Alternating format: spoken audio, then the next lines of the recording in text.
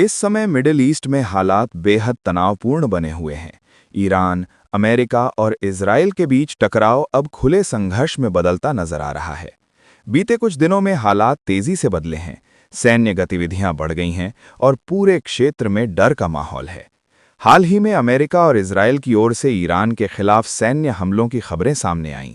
इन हमलों में ईरान के सैन्य ठिकानों और रणनीतिक इलाकों को निशाना बनाया गया। अमेरिका और इजराइल का कहना है कि ये कार्यवाही सुरक्षा कारणों से की गई।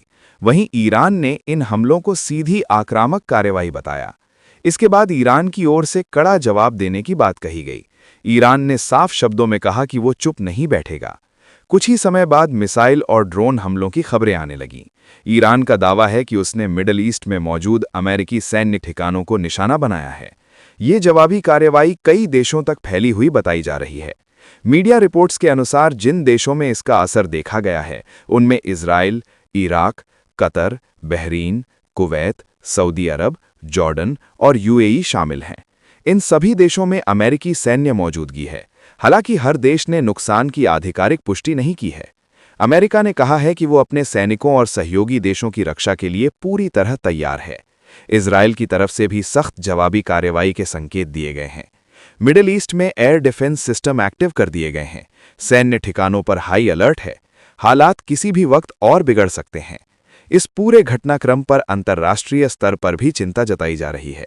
संयुक्त राष्ट्र ने आपात बैठक बुलाई है। कई देशों ने दोनों पक्षों से संयम बरतने की अपील की है। रूस, चीन और यूरोपीय देशों ने इस स्थिति को बेहद खतरनाक बताया है। इस संघर्ष का असर आम लोगों की जिंदगी पर भी पड़ रहा है। कई जगह फ्लाइट्स रद्द कर दी गई हैं। तेल की कीमतों में तेजी आई है। शेयर और क्रिप्टो बाजार में गिरावट देखी जा रही है। अगर ये संघर्ष आगे बढ़ता है तो इसका असर सिर्फ मिडिल ईस्ट तक सीमित नहीं रहेगा। पूरी दुनिया की अर्थव्यवस्था प्रभावित हो सकती है। सबसे बड़ा सवाल यही है कि क्या ये संघर्ष यहीं रुक जाएगा या फिर ये एक बड़े युद्ध का रूप ले सकता है। विशेषज्ञों का मानना है कि फिलहाल ये एक क्षेत्रीय टकराव है, लेकिन अगर इसमें और देश शामिल हुए तो हालात तेजी से बदल सकते हैं। इस समय स्थिति बेहद संवेदनशील बनी हुई है। हर घंटे नए घटनाक्रम सामने आ रहे हैं।